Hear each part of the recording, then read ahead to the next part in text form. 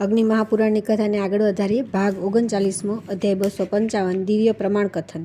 શ્રી અગ્નિદેવ કહેવાને લાગ્યા કે હે વશિષ્ઠ, વૈદિક ક્રિયાઓથી યુક્ત આપત જાતિ કે વર્ગના કોઈ પણ કાર્યની સચ્ચાઈ નક્કી કરવાને 3 કે 5 સાક્ષીઓ હોવા જોઈએ. સહુ કોઈ મનુષ્ય સાક્ષી બની શકે છે, કિંતુ જુગારી, દારૂડિયા, ગાંજો, જાલસાજ, આંધળો, બહેરો, શત્રુ, પરિત્યક્ત, ચોર, પતિત વગેરે સાક્ષી બનાવવાની યોગ્ય નથી. વાદી કે પ્રતિવાદી બંનેના માનવા મુજબનો યોગ્ય ધર્મવેતા પુરુષ સાક્ષીને પાત્ર છે. કોઈ સ્ત્રીને બલપૂર્વક પકડી લેવી, ચોરી કરવી, કોઈને કટુ વચન કહેનારો, કઠોર દંડ દેનારા, હત્યા આદિ દુસ્સાહસપૂર્ણ કાર્યના પ્રસંગે યથાયોગ્ય સાક્ષી બનાવવો પડે છે. જે નરાધમ જાણતો હોવા છતાં પણ સાક્ષી દેતો નથી તે જૂઠી ગવાહી દેનારા સાક્ષી જેમ જ દંડ ધૃણાને પાત્ર છે. જે લોકોને જૂઠી ગવાહી દેવા તૈયાર કરે છે તેઓને પણ પૃથક પૃથક દંડ કરવો. એવી રીતે સાક્ષી પ્રકરણ, લેખા પ્રકરણ, દિવ્ય પ્રકરણ, તુલા દિવ્ય પ્રમાણ, અગ્નિ દિવ્ય પ્રમાણ, જલ દિવ્ય પ્રમાણ, વિષ દિવ્ય અને કોષ દિવ્ય વગેરે પ્રમાણ કથન માટેની જુદી જુદી રીતો છે. તુલા, અગ્નિ, જલ, વિષ તથા કોષ એ 5 દિવ્ય પ્રમાણો ધર્મશાસ્ત્રમાં કહેલા છે, જે સંદિગ્ધ અર્થના નિર્ણય અથવા સંદેહની નિવૃત્તિને માટે દેવા જોઈએ. જ્યારે અભિયોગ ખૂબ મોટો હોય અને વ્યવહાર જય પરાજયમાં પહોંચી ગયો હોય ત્યારે દિવ્ય પ્રમાણોનો આશ્રય લેવો જોઈએ. દિવ્ય પ્રમાણ દેનારે પ્રથમ દિને ઉપવાસ કરી, બીજા દિન સૂર્યોદય સમયે સ્નાન કરી, રાજા સમીપે શપથવિધિ ગ્રહણ કરી દિવ્ય પ્રમાણ રજૂ કરવું. અલ્પ મૂલ્યવાળી વસ્તુના અભિયોગમાં પુણ્યકર્મ સહજ સાધ્ય વિધિ છે. ત્યાર પછી આવે છે અધ્યાય 256મો, દામ વિભાગનું કથન. શ્રી અગ્નિદેવ કહેવાને લાગ્યા કે હે વશિષ્ઠ, જો પિતા પોતાના જીવનમાં સર્વ પુત્રોમાં ધનનું વિભાજન કરે તો ઈચ્છાનુસાર મોટા પુત્રને શ્રેષ્ઠ ભાગ દે અથવા સર્વે પુત્રોને સરખા ભાગ આપી દે. દામ એટલે કે ધન.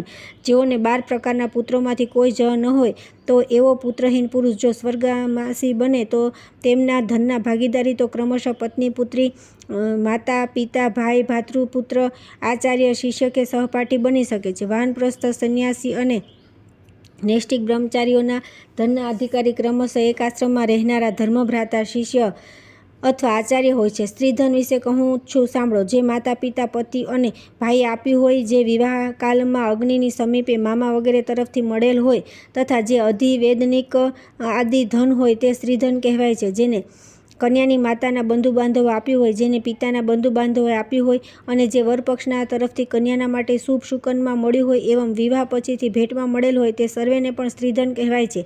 જો સ્ત્રી સંતાનહીન હોય, જેની પુત્રી દોહિત્ર કે દોહિત્રી, પુત્ર કે પૌત્ર કોઈ જ ન હોય, એવી સ્ત્રીનું મૃત્યુ થાય તો તેના પતિ આદિ બાંધવજન તેનું ધન લઈ શકે છે. બ્રાહ્મ, દેવ, આર્ષ અને પ્રજાપતિ એ 4 પ્રકારના વિવાહોની વિધિથી વિવાહિત સ્ત્રી નિસંતાન મૃત્યુ પામે તો તેનું સર્વે ધન તેના પતિને મળે છે. પૂર્વોક્ત લક્ષણોવાળા સાક્ષી તથા અભિલેખના વિભાગ જાણવા. તે જ પ્રમાણે દહેજમાં મળેલ ધન તથા પૃથક કરેલ ગૃહ અને ક્ષેત્ર આદિના આધાર ઉપર વિભાગનો નિર્ણય જાણી શકાય છે.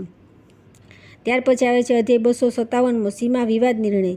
શ્રી અગ્નિદેવ કહેવાને લાગ્યા, 2 ગામો જોડે સંબંધ રાખનારી ખેતીની સીમાના વિષદમાં વિવાદ ઉપસ્થિત થવાના સમયે એક ગામના અંતવર્તી ખેતીની સીમાનો ઝઘડો ઉપસ્થિત થતાં સામંત, વૃદ્ધ, ગોવાળ, સીમાવર્તી, કિસાન તથા સમસ્ત જમીનધારી મનુષ્ય એ સર્વે લોકો પૂર્વકૃત સ્થળનું કોયલાથી અનાજ છોડવા પરથી તથા અન્ય રાફડા વગેરે છોડોના અવલોકન કરી સીમાનું નિશ્ચય કરી લે. સામંત અથવા નિકટવર્તી ગામના 4, 8 કે 10 આગેવાન મનુષ્ય લાલ ફૂલોની માલા અને લાલ વસ્ત્ર ધારણ કરી માથા ઉપર માટી રાખીને સીમાનો ચોક્કસ નિર્ણય કરી દે. મર્યાદાનું ભેદન, સીમાનું ઉલ્લંઘન અને ક્ષેત્રનું અપહરણ કરવાના પ્રસંગોએ રાજાએ ક્રમશઃ અધમ, મધ્યમ અને ઉત્તમ પ્રકારનો દંડ અવશ્ય કરવો, જેથી ફરીથી એવો બનાવ ન બને. હવે સ્વામીપાલ વિવાદ સુણો. જ્યારે ગોવાળીઓ કોઈના ખેતરમાં ગાય, ભેંસ, બકરી ચરાવી દઈને નુકસાની કરી દે ત્યારે તે પ્રમાણેનો યોગ્ય દંડ રાજા કરી દે છે. ગ્રામવાસીઓની ઈચ્છાથી અથવા રાજાની આજ્ઞાથી જ ગોચરણ માટે રાખી દેવી. ગામની ફરતે મારે તરફ 100 ધનુષ જેટલી ભૂમિ તે છોડીને પછી જ ખેતીની જમીનની ગણતરી કરવી. અમાનત તરીકે રાખેલા અન્યના ધનને જો કોઈ વેચીને પૈસા બનાવી દે તેને અસ્વામી વિક્રય કહે છે. તેવા સમયે રાજા તેને યથાયોગ્ય દંડ કરે છે. દત્તા પ્રદાનિક ધન જેને આપવા નિર્મિત કરેલ હોય તેને જ આપવું. ક્રિતાનુશય ધન માટે ખરીદનાર ખરીદેલ વસ્તુ પરત આપી પોતાના ધનની માંગણી કરે તેને કહે છે. અભ્યુપેત્યા, શુશ્રુષા, સંવિદ, વ્યતિક્રમ, વેતનદાન, ધૂત, સમાહ્ય એ સર્વે ધન માટેના વિવાદ માટેના પ્રશ્નો ઊભા કરે છે. તે સમયે રાજા યોગ્ય દંડ કરી યોગ્ય વ્યક્તિને ધન અપાવે છે. ચોરોને ઓળખવામાં ધૂતમાં એકને પ્રધાન બનાવે છે. એ જ વિધિ પ્રાણી ધૂલ સમાહાન પણ જાણવી જોઈએ. ત્યાર પછી આવે છે અધ્યાય 258મો, વાક પારુષય કથાનક. શ્રી અગ્નિદેવ કહેવાને લાગ્યા કે દેશ, જાતિ કે કુલ આદિની વિરુદ્ધ જે અશ્લીલ કે પ્રતિકૃત અર્થમય બોલી કહેવામાં આવે છે તેને વાક પુરુષ જાણવું. જે મનુષ્ય કોઈની ઉપર આક્ષેપ કરતા કહે કે બોલે ને ખરાબ બોલી સંભળાવે તો તેને રાજા યોગ્ય દંડ અવશ્ય લગાડે. ખોટી ધામ ધમકી કે દાટી આપનારને કડક દંડ કરે. બીજાના શરીર ઉપર કે સ્થાવર જંગમ મિલકત ઉપર હાથ પગ કે અસ્ત્ર શસ્ત્રથી નુકસાન પહોંચાડે તે દંડ પારુષ્ય કહેવાય. એવા પ્રકારના મનુષ્યને રાજા કડક સજા દંડ કરે. હવે સાહસ પ્રકારને જાણી લો. સામાન્ય લોકનું દ્રવ્ય અથવા પારકાનું દ્રવ્ય બલપૂર્વક પડાવી લેવું ને તે દુષ્કૃત્ય માટે અન્યને સાહસ કરવાની પ્રેરણા કરવી એ ખોટા પ્રકારના સાહસ કરનારને રાજા યોગ્ય સજાને દંડ અવશ્ય કરે. ચોરી ડકેતીને લૂંટફાટથી અન્યના દ્રવ્ય હડપ કરી જવાની લાલચુ જિજ્ઞાસાવાળી વ્યક્તિના સાહસ ઉપર દંડ કરી તુરત રોકથામ લગાવી દેવાની રાજાની ફરજ બને. મૂલ્ય લઈને વેચાણ વસ્તુને ખરીદનારને ત્યાં નહીં પહોંચાડનાર દગાખોરના વિક્રીય સંપ્રદાન કૃત્યને વિખોડીને તેને યોગ્ય નસીહત કરવા રાજાએ તાત્કાલિક અમલ કરી દંડ દેવો. તે પ્રમાણે સંભ્યુ સમુત્થાન માટે પણ યોગ્ય દંડ વગેરે કરવા. હવે સ્તેય પ્રકરણ એટલે ચોરી કર્મ વિશે સુણો. જેને સર્વે ચોર કહેતા હોય, જેની પાસેથી ચોરીના ચિહ્નો ચોરાયેલ માલ મળી આવે તેને પકડી યોગ્ય દંડ સજા કરવી. સ્ત્રી સંગ્રહણ નામક ભેદમાં પરાઈ સ્ત્રી સાથે એકાંત સાથને દુષ્કૃત્ય આચરણ કરવા માટે તે પુરુષને વ્યભિચારના અપરાધ અંગે પકડી યોગ્ય દંડ સજા અવશ્ય કરવી જોઈએ. હવે પ્રકરણ સુણો. જે મનુષ્ય રાજ્ઞાનો અનાદર કરી ચોરી વ્યભિચાર વગેરે દુષ્કૃત્યો કરે છે તેને ઉત્તમ પ્રકારનો દંડ સજા કરવા. જે રાજા ધર્મપૂર્વક સર્વ વ્યવહારોને જુએ છે તેને ધર્મ, અર્થ, કીર્તિ, લોકપ્રિયતા, અર્થ સંગ્રહ, પ્રજા તરફથી અધિક માન ને સ્વર્ગલોકમાં સનાતન સ્થાન ને 7 સદા ફળ પ્રાપ્ત થાય છે. ત્યાર પછી આવે છે અધ્યાય 259મો ઋગ્વિધાનનું કથન. શ્રી અગ્નિદેવ કહેવાને લાગ્યા કે હે વસિષ્ઠ, હવે હું મહર્ષિ પુષ્કરના દ્વારા પરશુરામજી પ્રતિ વર્ણિત ઋગ્વેદ, યજુર્વેદ, સામવેદ અને અથર્વવેદનું વિધાન કહું છું. જેના અનુસાર મંત્રોના જપથી અને હોમથી મોભ એવમ મોક્ષની પ્રાપ્તિ થાય છે. શ્રી પુષ્કર બોલ્યા કે હે પરશુરામ, હવે હું પ્રત્યેક વેદના અનુસાર કર્તવ્ય ક્રમોનું વર્ણન કહું છું. પ્રથમ, ભોગ અને મોક્ષ પ્રદાન કરનારા ઋગ્વિધાનને સુણો. ગાયત્રી મંત્રના વિશેષતઃ પ્રાણાયામપૂર્વક જલમાં ઊભા રહી તથા હોમના સમયે જપ કરનારા પુરુષની સમસ્ત મનોવાંછિત કામનાઓને ગાયત્રી દેવી પૂર્ણ કરી દે છે. હે બ્રાહ્મણ, જે દિનભર ઉપવાસ રાખીને કેવળ રાત્રિમાં ભોજન કરે છે અને એ જ દિવસે અનેકવાર સ્નાન કરીને ગાયત્રી મંત્રના 10 સહસ્ત્ર જપ કરે છે, તેના એ જપ સમસ્ત પાપોને નાશ કરી દે છે. જે મનુષ્ય ગાયત્રીના 1,00,000 જપ કરીને હવન કરે છે તે મોક્ષનો અધિકારી બને છે. પ્રણવ પરબ્રહ્મ તેના જપ સર્વ પાપોને દૂર કરનારા છે. નાભી પર્યંત પાણીમાં સ્થિર ઊભા રહી ઓમકારનો 100 વાર જપ કરીને અભિમંત્રિત કરેલ જલને જે પી જાય છે તે સર્વે પાપોથી મુક્ત થઈ જાય છે. ગાયત્રીના પ્રથમ અક્ષર પ્રણવની 3 માત્રાઓ અકાર, ઉકાર અને મકાર એ ઋગ્વેદ, યજુર્વેદ અને સામવેદ 3 વેદ છે. એ જ બ્રહ્મા, વિષ્ણુ ને મહેશ છે. ગાયત્રીની 7 મહાવ્યાહતિ તે 7 લોક છે. અગમર્ષણ મંત્ર જલમાં ડૂબકી મારીને જપવાથી પાપનો નાશ થાય છે. ઋગ્વેદનો પ્રથમ મંત્ર અગ્નિ દેવતાનું સૂક્ત છે, અર્થાત અગ્નિ તેમના દેવતા છે. કેટલીક ઋચાઓ જપ કરવાથી અકાલ મૃત્યુ, આયુષ્ય, શત્રુનાશ, સર્વકુશળતા, સંકટ નિવારણ વગેરે થઈ શકે છે. હોમકાલમાં ભિક્ષાનું અન્ન, સતુ, દૂધ, દહીં, ફળ, મૂળનું ભોજન કરવું જોઈએ એવું ઋગ્વિધાનનું કથન છે. ત્યાર પછી આવે છે અધ્યાય 260મો યજુર્વેદ મંત્ર પ્રયોગો. શ્રી પુષ્કર કહેવાને લાગ્યા કે હવે હું ભોગને મોક્ષ પ્રદાન કરનારું યજુર્વિધાન વર્ણન કહું છું. તે સુણો. ઓમકાર સંયુક્ત મહાવ્યાહતિઓ સમસ્ત પાપોને નાશ કરનારીને સંપૂર્ણ કામનાઓને દેનારી માનવામાં આવે છે. જ્ઞાની પુરુષે 1000 દ્યુતાકૃત્યો અર્પીને દેવતાઓની આરાધના કરવી. તેનાથી મનોવાંછિત ફળની સિદ્ધિ પ્રાપ્ત થાય છે. એ કર્મ અભિષ્ટ મનોરથ દેનાર છે. શાંતિની ઈચ્છા રાખનાર પુરુષ પ્રણવયુક્ત વ્યાહતિ મંત્રથી જવની આહુતિ દે અને જે પાપોથી મુક્તિ ચાહે છે તેઓ યુક્ત મંત્રોથી તલ દ્વારા હવન કરે. ત્ર્યંબકમ યજામહે આ મંત્રથી કરેલ હોમ સૌભાગ્ય વૃદ્ધિ કરે છે. ત્ર્યંબકમ મંત્રનો નિત્ય જપ કરનારો ભયથી દૂર થઈ જાય છે. વિષ્ણુ રટાટમસી મંત્ર સંપૂર્ણ બાધાઓનું નિવારણ કરે છે. અયમનો અગ્નિ મંત્રથી સંગ્રામમાં વિજય મળે છે. સ્વસ્તિનો ઇન્દ્ર એ મંત્ર સર્વ બાધાને નિવારણ કરનારો છે. નમઃ સ્વાહા મંત્રનો 3 વાર જપ કરી મનુષ્ય બંધનથી મુક્ત થાય છે. નમસ્તે રુદ્ર એ મંત્રથી આહુતિ આપે તો સર્વ ઉપદ્રવોનો નાશ થાય છે. શમનો વનસ્પતિ મંત્રથી ઘરમાં આહુતિ દેવાથી વાસ્તુદોષનું નિયંત્રણ થાય છે. કેતુ કુણવન મંત્ર સંગ્રામમાં વિજય દેનારો છે. શમનો મિત્ર આમ મંત્ર સદૈવ સર્વસ્થાને શાંતિ દેનારો છે. ગણાનાત્વામ ગણપતિ એ મંત્રથી ચોરાહા પર સપ્ત ધાન્યનો હવન કરીને સાધક સંપૂર્ણ જગતને વશીભૂત કરી લે છે, તે માટે સંશય નથી. પ્રવાદાપસોપત આ મંત્રનો ગ્રહ યજ્ઞમાં પ્રયોગ થાય છે. દેવોભ્ય વનસ્પતિ મંત્રનો વૃક્ષ યજ્ઞમાં વિનિયોગ છે. ગાયત્રીને વિષ્ણુરૂપા જાણવી સમસ્ત પાપોનું શમન અને સમસ્ત કામનાઓને પૂર્ણ કરનારા વિષ્ણુપદનું પરમપદ પણ એ જ છે. ત્યાર પછી આવે છે અધ્યાય 261મો સામવેદનું વિધાન. શ્રી પુષ્કર કહેવાને લાગ્યા કે મેં તમને યજુર્વેદનું વિધાન કહી સંભળાવ્યું, હવે હું સામવેદનું વિધાન કહું છું. વૈષ્ણવી સંહિતાનો જપ કરી તેનો દશાંશ હોમ કરો, તેનાથી મનુષ્ય સંપૂર્ણ કામનાઓને ભાગી બને છે. છાંદસી સંહિતાનો વિધિપૂર્વક જપ કરીને માનવ ભગવાન શંકરને પ્રસન્ન કરી લે છે. સ્કંદ સંહિતા અને પિતૃ સંહિતાનો જપ કરવાથી પ્રસન્નતાની પ્રાપ્તિ થાય છે. યત ઇન્દ્ર ભજામહે મંત્રનો જય હિંસા દોષનો નાશ કરનારો છે. પરિતોષિજ્ઞા સુતમ વગેરે સામવેદના મંત્ર સમસ્ત પાપોનો નાશ કરનારા છે એમ જાણવું જોઈએ. અદ્યમનો દેવ સવિતઃ એ મંત્ર દુઃસ્વપ્નોને નાશ કરનાર છે. સોમ રાજનમ એ મંત્રના જપથી રોગી વ્યાધિ છુટકારો પામે છે. યંદિન્દ્રો અનુનયત એ મંત્રથી હવન કરવાથી સૌભાગ્યની વૃદ્ધિ થાય છે. ઇન્દ્ર એ પદથી પ્રારંભ થનારા મંત્રવર્ગનો જપ કરવો, એનાથી સૌભાગ્યની વૃદ્ધિ થાય છે. મહિશ્રી એ મંત્ર લક્ષ્મીની વૃદ્ધિ કરનારો છે. વાત આ વતુ ભેજશમ એ મંત્રથી એક દ્રોણ ધૃત મિશ્રિત જવનો વિધિપૂર્વક હોમ કરી તે મનુષ્ય સારી માયાને નષ્ટ કરી દે છે. અભિત્વામ શુર નાનુમો એ સામવેદના મંત્રને અંતમાં વષટકારથી સંયુક્ત કરી અડુસા વૃક્ષની 1000 સમિધાઓનો હોમ યુદ્ધમાં વિજયની પ્રાપ્તિ કરાવી દે છે. ગારુડ વામદેવ્ય રથંતર એવં બૃહદથ સામવેદ મંત્ર નિરસંદેહે સમસ્ત પાપોનું શમન કરનારા કહેવાયેલા છે. ત્યાર પછી આવે છે અધ્યાય 262મો અથર્વ વેદ વિધાન.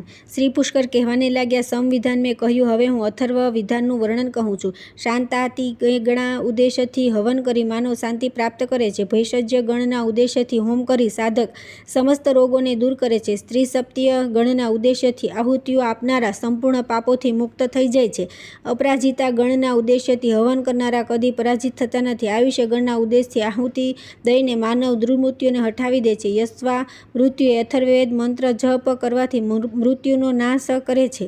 ઇન્દ્રેણ દત્તો એ મંત્ર સમસ્ત બાધાઓનો પણ વિનાશ કરનારો છે. દેવા મરુત એ મંત્ર સમસ્ત કામનાને સિદ્ધ કરનારો છે. અહમ તે ભગ્ન એ મંત્ર સૌભાગ્યની વૃદ્ધિ કરાવનારો છે.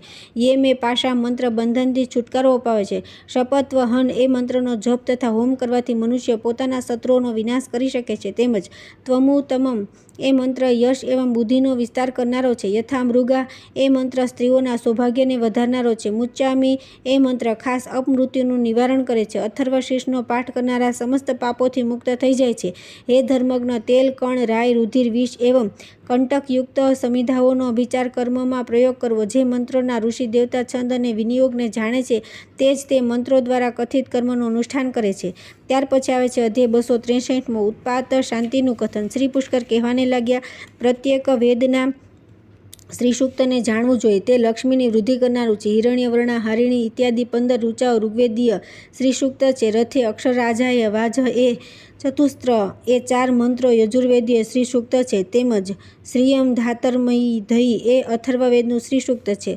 શ્રાવંતીય સામ તે સામવેદીય શ્રી સૂક્ત છે. જે ભક્તિપૂર્વક શ્રી સૂક્તના જપ એવં હોમ કરે છે તેને નિશ્ચય જ લક્ષ્મીની પ્રાપ્તિ થાય છે. શ્રી દેવીની પ્રસન્નતા માટે કમલ, બેલ, ઘી અથવા તલની આહુતિ અર્પિત કરવી જોઈએ. પ્રત્યેક વેદમાં એક પુરુષ સૂક્ત મળે છે જે સર્વ કંઈ આપનારા છે. જે મનુષ્ય સ્નાન કરીને પુરુષ સૂક્તના એક એક મંત્રથી ભગવાન વિષ્ણુને એક એક જલાંજલિ અને એક એક ફૂલ સમર્પિત કરે છે તે પાપ રહિત થઈને બીજાના પણ પાપને નાશ કરનારો બની જાય છે.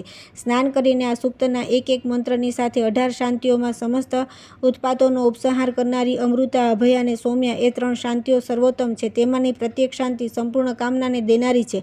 અગ્નિ સંબંધી વિકૃતિની શાંતિ માટે અગ્નિદેવત્ય મંત્રોથી હવન જણાવેલ છે. જ્યાં અગ્નિ પ્રદીપ્ત ન હોય, જલથી ભરેલા ઘડા કારણ વિના ઝરવા માંડે તો તે ઉત્પાતના ફલરૂપે મૃત્યુ, ભય ને મહામારી ઉદ્ભવે છે. દેવતાના જપ, હોમને પૂજનથી તેની શાંતિ થાય છે. ત્યાર પછી આવે છે અધ્યાય 264મો દેવ પૂજનને વૈશ્વદેવ બલિ. શ્રી પુષ્કર કહેવાને લાગ્યા કે હવે હું દેવપૂજા આદિ કર્મનું વર્ણન કહું છું, જે ઉત્પાતોને શાંત કરનારું છે. મનુષ્ય સ્નાન કરી આપોહિષ્ટા આદિ મંત્ર ભણી ભગવાન શ્રી વિષ્ણુને અર્ધ્ય સમર્પિત કરવો. વેદિકા પર સ્થિત જલપૂર્ણ કલશમાં અથવા નદીના તટ પર અથવા કમલના પુષ્પમાં ભગવાન વિષ્ણુનું પૂજન કરવાથી ઉત્પાતોની શાંતિ થાય છે. ભૂમિસ્થ વેદીનું માર્જન એવં પ્રોક્ષણ કરીને તેની ચારે બાજુએ કુશ બિછાવવા, પછી તેની ઉપર અગ્નિને પ્રદીપ્ત કરી તેની અંદર હોમ કરવો. મન અને ઇન્દ્રિયોને સંયમમાં રાખી સર્વ પ્રકારની રસોઈમાંથી અગ્રાસને કાઢી લઈ ગૃહસ્થ દ્વિજ ક્રમશઃ વાસુદેવ આદિના માટે આહુતિઓ દે. પહેલા અગ્નિ દિશામાં આરંભ કરીને તક્ષા, ઉપતક્ષા, અશ્વા, ઉર્ણા, નિરુંધ્રી, ધ્રુમણિકા, અસ્પવંતી તથા મેઘપત્ની વગેરેને બલિ અર્પિત કરવા. પછી તે નંદિની આવી દેવીઓને બલ અર્પિત કરવો. ઘરની બહાર જે બલિ દેવામાં આવે છે તેને પ્રતિદિન સાયંકાલ અને પ્રાતઃકાલમાં દેતા રહેવું. જો દિનમાં શ્રાદ્ધ સંબંધી પિંડદાન કરવામાં આવે તો તે દિવસે સાયંકાલમાં બલિ દેવો જોઈએ નહીં. બનેલા ભોજનમાંથી બલિ વૈશ્વદેવ કર્યા પછીથી 5 બલિઓ દેવામાં આવે છે. પ્રથમ કાક બલિ, કુકર બલિ, ગોગ્રાસ વગેરે દઈને પછી યાચકોને ભિક્ષા દેવી, પછી અતિથિઓનો સત્કાર ભોજનથી કરાવે ને અંતમાં ગૃહસ્થ સ્વયં પોતે ભોજન કરે. અનાહિતાગ્નિ પુરુષ નિમ્નલિખિત મંત્રોથી જલમાં અન્નની આહુતિ દે. ઓમ ભૂર સ્વાહા વગેરે. આ રીતે મેં તમોને વિષ્ણુ પૂજન એવં વૈશ્વદેવ બલિનું વર્ણન કર્યું. ત્યાર પછી આવે છે અધ્યાય 265મો દિક્પાલ સ્નાનની વિધિ. શ્રી અગ્નિદેવ કહેવાને લાગ્યા કે હવે હું સંપૂર્ણ અર્થોને સિદ્ધ કરનારા શાંતિકારક સ્નાનનું વર્ણન કરું છું, તે સુણો. પુરુષે નદી તટ પર જઈને ભગવાન શ્રી વિષ્ણુ એવં ગ્રહોને સ્નાન કરાવવું. જ્વર જનિત પીડા આદિમાં તથા વિઘ્નરાજ એવં ગ્રહોના કષ્ટથી પીડિત થવાના કારણે પીડાથી છૂટનારા પુરુષે દેવાલયમાં સ્નાન કરવું. વિદ્યા પ્રાપ્તિ માટે છાત્રોએ જલાશયમાં સ્નાન કરવું. વિજયની કામના રાખનાર પુરુષે તીર્થજલમાં સ્નાન અચૂક કરવું જોઈએ. સૌભાગ્યની કામના રાખનારી સ્ત્રીએ ગૃહમાં સ્નાન કરવું. પુત્ર પિલાસિણી એ સમુદ્રમાં સ્નાન કરવું જોઈએ. કિંતુ જે સ્ત્રી પુરુષો સર્વ મનોકામના રાખે છે તેમણે ભગવાન શ્રી વિષ્ણુના અર્ચા વિગ્રહોની સમીપે સ્નાન કરવું ઉત્તમ છે. શ્રવણ, રેવતી એવં પુષ્ય નક્ષત્રોમાં સર્વના માટે સ્નાન કરવું પ્રશસ્ત છે. પૂર્વાદિ દિશાઓમાં અને અગ્નિ આદિ ખૂણાઓમાં 8 સ્નાન મંડલોનું નિર્માણ કરવું. તેની અંદર વિષ્ણુ, બ્રહ્મા, શિવ એવં ઇન્દ્ર આદિ દેવતાઓનું તેમના આયુધો સહિત પૂજન કરવું. તેમના ઉદ્દેશ્યથી હોમ કરો. પ્રત્યેક દેવતાઓ માટે સમિધાઓ, તલ અથવા ઘીની 108 આહુતિઓ દેવી. સર્વે દેવોને કલશો સ્થાપી તેની અંદર નિમંત્રણ પાઠવું. પછી બ્રાહ્મણ સાધકને તે જલથી સ્નાન કરાવે. પૂર્ણાહુતિ કરી આચાર્યને દક્ષિણા દેવી. પૂર્વકાળમાં દેવગુરુ બૃહસ્પતિએ ઇન્દ્રનો એ પ્રમાણે અભિષેક કરેલ હતો જેથી દૈત્યોનો વધ કરવા બંને સમર્થ છે. આ સંગ્રામમાં વિજય દેનારા દિક્પાલ સ્નાન વિધિનું વર્ણન કર્યું. ત્યાર પછી આવે છે અધ્યાય 266મો વિનાયક સ્નાન કથન. શ્રી પુષ્કર કહેવાને લાગ્યા કે જે મનુષ્ય વિઘ્નરાજ વિનાયક દ્વારા પીડિત છે તેને માટે સર્વ મનોરથ સાધક સ્નાનની વિધિનું વર્ણન કહું છું. કર્મમાં વિઘ્ન અને તેની સિદ્ધિ માટે બ્રહ્મા, વિષ્ણુ અને મહેશ વિનાયકને પુષ્પદંત આદિ ગણોના અધિપતિ પદ પર પ્રતિષ્ઠિત કર્યા છે. વિઘ્નરાજ વિનાયકના દ્વારા જે ગ્રસિત છે તે પુરુષના લક્ષણ કહું છું. તે સ્વપ્નમાં અધિક સ્નાન કરે છે અને તે પણ ઊંડા જળમાં, અને તે એ પણ જુએ છે કે પ્રાણીનો પ્રવાહ તેને ખેંચી જાય છે અને તે ડૂબી રહેલ છે. તે ગેરુઆ વસ્ત્ર ધારણ કરેલ મનુષ્યોને પણ જુએ છે. જાગ્રત અવસ્થામાં પણ શત્રુ પીછો કરતા હોય તેમ અનુભવે છે. તેનું ચિત્ત વિક્ષિપ્ત બને છે. તેનું શરૂ કરેલ પ્રત્યેક કાર્ય નિષ્ફળ જાય છે. તે અકારણ ખિન્ન બને છે.